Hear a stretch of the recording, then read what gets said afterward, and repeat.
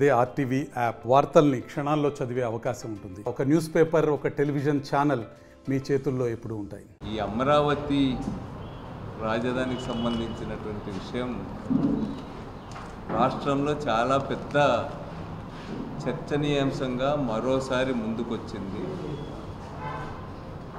రాష్ట్ర ప్రభుత్వం రాజధాని నిర్మాణం కంటే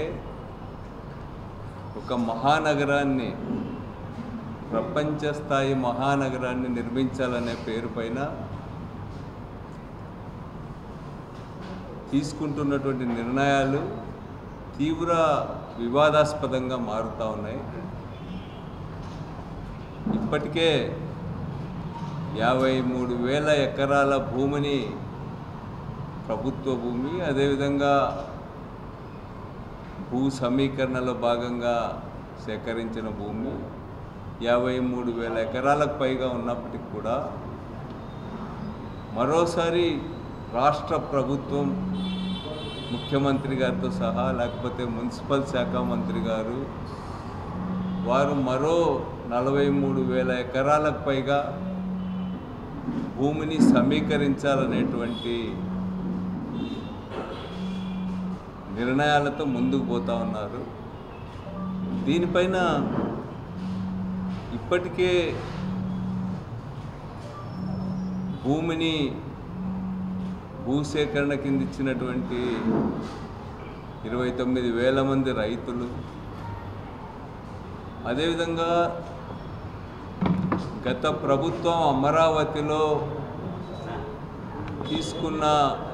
అమరావతిపై తీసుకున్న నిర్ణయాన్ని తీవ్రంగా వ్యతిరేకించినటువంటి వాళ్ళు సైతం, తెలుగుదేశం పార్టీ చంద్రబాబు అమరావతి పైన తీసుకున్న నిర్ణయాన్ని సమర్థించినటువంటి వాళ్ళు సైతం ఈరోజు తాజా నిర్ణయాన్ని తీవ్రంగా వ్యతిరేకిస్తూ ఉన్నారు.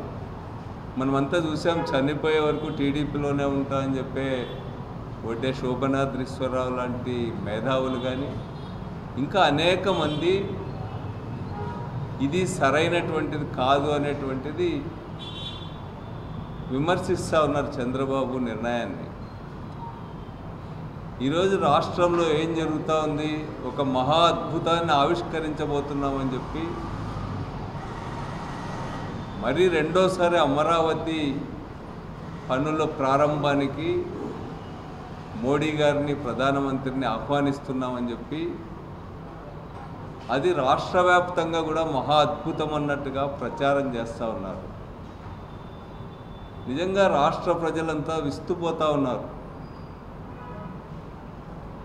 రాజధాని నిర్మాణానికి ఎవరు వ్యతిరేకం కాదు, కానీ రాజధానిని దాదాపు 1,00,000 ఎకరాల భూమిని సేకరించి 1,00,000 కోట్లతో నిర్మించాలనేటువంటి ఆలోచనను తీవ్రంగా వ్యతిరేకిస్తున్నారు.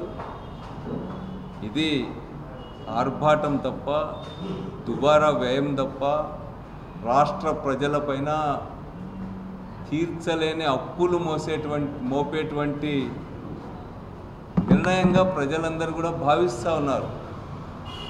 ఈరోజు ఈ మహానగర ప్రతిపాదనకు వెనుకబడిన ప్రాంతాల ప్రజలు ఎవ్వరు కూడా దాన్ని సమర్థించడం లేదు. రాయలసీమ ప్రజలు కానీ, లేకపోతే ఉత్తరాంధ్ర ప్రజలు కానీ, కోస్తా ఆంధ్రలో ఉన్నటువంటి ఇతర జిల్లాలు కూడా, ఒక 2-3 జిల్లాలు మినహాయించి వారెవరు ఈ మహానగరం నిర్మించాలని చెప్పి కోరుకోవడం లేదనేటువంటిది ఈరోజు స్పష్టంగా అందరికీ కూడా అర్థమవుతున్నటువంటి విషయమే. ఇది వారు చెప్తున్నదేమి, మహారాజధాని ప్రపంచ స్థాయిలో నిర్మిస్తాం, ఒక అంతర్జాతీయ విమానాశ్రయాన్ని అమరావతిలో నిర్మిస్తామని చెప్పి చెప్తా ఉన్నారు. 5,000 కోట్ల రూపాయలు, 5,000 ఎకరాల్లో దీన్ని నిర్మిస్తాం. దీనికోసం 33,000 ఎకరాల భూమిని సేకరించాల్సి ఉందని చెప్పి భూ సమీకరణ కింద చెప్తా ఉన్నారు మంత్రి గారు. మరిన్ని వీడియోస్ కోసం ఛానల్ ని సబ్స్క్రైబ్ చేయండి. లేటెస్ట్ అప్డేట్స్ కోసం వాట్సాప్ ఛానల్ ని ఫాలో అవ్వండి. ఆ లింక్ డిస్క్రిప్షన్ లో ఉంది.